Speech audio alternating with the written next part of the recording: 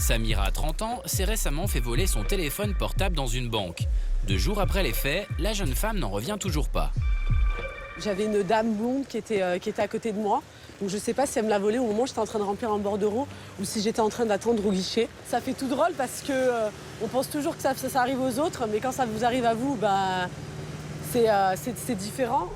Et ce n'est pas une première. Il y a 1 an, Samira s'est déjà fait voler son téléphone dans le métro. Pour elle, c'est un nouveau coup dur. Comme beaucoup de personnes, elle y avait mis toute sa vie. Donc là, ce qui est rageant, c'est que j'ai perdu toutes mes données personnelles, des données aussi qui sont strictement confidentielles et qui m'appartiennent. Le vol de portable est devenu un vrai fléau sur l'ensemble du territoire. En 2010, 630 000 personnes en ont été les victimes en France. La cible préférée des voleurs, ce sont les smartphones, ces petits bijoux de technologie qui coûtent entre 200 et 600 €. Aujourd'hui, 40% des Français en possèdent et la plupart des vols ont lieu aux terrasses des cafés et dans le métro. Pour tenter d'enrayer le phénomène, une brigade de police a été spécialement créée, la BAC Métro. Florence. Présente. Aurélien. Oui. Dany. Présent. 608. Bonne chasse, bonne tournée. Nous avons suivi en caméra cachée ces policiers dans le métro parisien pour tenter de comprendre comment les voleurs agissaient. Pour Fred, brigadier, voler un téléphone portable est un jeu d'enfant. Je sais, la femme là, c'est très facile de lui prendre son téléphone, elle le tient du bout des doigts et vraiment offert aux gens. Là, le mec, il a juste à prendre et à se barrer. Maintenant, bim, tu pars. Ça prend même pas 2 secondes quoi. Et elle, n'a pas le temps de se lever, elle n'a pas le temps de réagir. Juste à faire. Au revoir mon téléphone. Avec ses 15 000 caméras de surveillance, le métro parisien est l'un des endroits les plus surveillés de la capitale. Et vous allez voir sur cette vidéo que certains voleurs font preuve d'audace. Ce jeune homme à l'écharpe verte est suivi de près par un pickpocket qui déduit qu'il a un smartphone grâce à ses écouteurs. Il essaye de lui faire les poches une première fois, sans succès, puis une deuxième. Lorsqu'il revient, il a le téléphone entre les mains. Quelques instants plus tard, la victime, ne trouvant plus son mobile, revient sur ses pas et le cherche, mais il est déjà trop tard. Ces techniques de vol, Fabrice Cousseau, capitaine de police, les connaît bien. Celle qui fait le plus de ravages en ce moment, c'est celle de la fausse pétition. En fait, ça consiste pour les voleurs à se munir d'une pochette cartonnée sur lesquelles sont mentionnées des associations qui souvent n'existent pas. Et tout simplement, en présentant la pétition à la victime, de saisir son téléphone, de le placer sous la pétition et puis tout simplement partir avec. Pour ne pas faciliter la tâche au pickpocket, il faut être extrêmement vigilant. Privilégier des rangements sécurisés, c'est-à-dire à l'intérieur de la veste, avec la fermeture remontée. Éviter les poches extérieures, parce que c'est les endroits les plus accessibles pour les voleurs. Une fois volés, ces téléphones se revendent parfois directement dans la rue.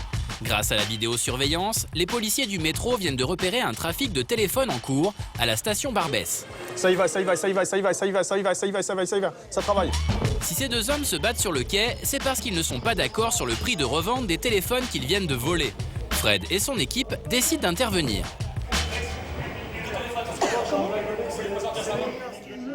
Les policiers saisissent dans les poches de l'un des suspects 2 téléphones. C'est ça le téléphone qui est présenté dehors.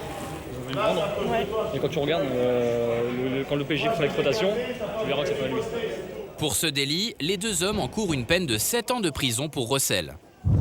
Lorsqu'on se fait dérober son mobile, on se retourne vers l'assurance souscrite au moment de l'achat. Selon les opérateurs, elle coûte entre 3 et 15 € par mois et vous engage sur 1 an ou 2.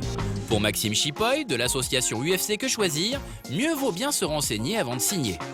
En cas de vol de portable, vous n'êtes pas sûr d'être couvert à 100%. Si c'est un vol avec agression, vous avez de bonnes chances de vous faire rembourser. Si c'est un autre type de vol, par exemple un vol à la sauvette, là vous avez très peu de chances d'être remboursé. Il faut regarder avec attention les conditions générales du contrat pour savoir sur quoi on est vraiment couvert. Les conditions générales, Samira ne les a jamais lues. Comme 30% des Français, elle possède une assurance pour son téléphone qu'elle paye 6 € par mois. Bonjour, je vous appelle parce que je me suis fait voler mon téléphone. Après avoir porté plainte au commissariat, la jeune femme pense pouvoir obtenir le remplacement de son téléphone auprès de l'assurance de son opérateur. Elle n'est pas au bout de ses surprises. Donc ce que vous avez déclaré, c'est pas ni une agression, ni une effraction, et ni un vol à la sueur. Donc c'est pas couvert, madame. Samira a subi un vol simple sans violence. Résultat, son assurance ne lui accordera aucun dédommagement. Où stipule ces clauses dans mon contrat? Puisque moi, le jour Le jour où j'ai acheté mon téléphone, on m'a dit que j'étais assurée contre le vol. On m'a pas donné les 3 types de vols que vous m'énoncez. Donc j'aimerais bien savoir. Inutile et trop cher, pour Maxime Chipoy, certaines de ces assurances sont un vrai scandale. Si vous souhaitez souscrire une assurance pour votre téléphone, voici quelques conseils qui vous éviteront de vous faire plumer. Ce qu'on conseille, c'est comme toujours de bien réfléchir avant de signer, de prendre son temps, de comparer les offres, parce que même les assurances qu'on vous vend dans les magasins de téléphones portables, vous avez en général jusqu'à 1 mois pour les souscrire. Au cas où votre assurance vous ferait défaut, pas de panique. Magasin d'occasion ou Internet, les solutions pour se racheter un téléphone ne manquent pas. Samira compte bien dénicher son ancien modèle de téléphone sur ce site. Là, je suis tombée sur une annonce. Une personne qui vend un smartphone à 160 €. Mais attention, elle est peut-être tombée sur un téléphone volé. Car acheter un mobile d'occasion n'est pas sans risque. Avant de vous lancer, quelques précautions sont à prendre. En cas d'achat de téléphone d'occasion à un particulier, notamment sur Internet, toujours demander la facture d'achat initiale, le chargeur et tout l'ensemble du kit qui est vendu avec le téléphone. Un téléphone qui est vendu sans chargeur et sans coffret, juste comme ça, on a potentiellement des chances d'avoir affaire à un téléphone volé. Sachez qu'en achetant un téléphone volé, vous risquez une condamnation pour recel. Alors, pour ne pas être le complice des voleurs, soyez prudent.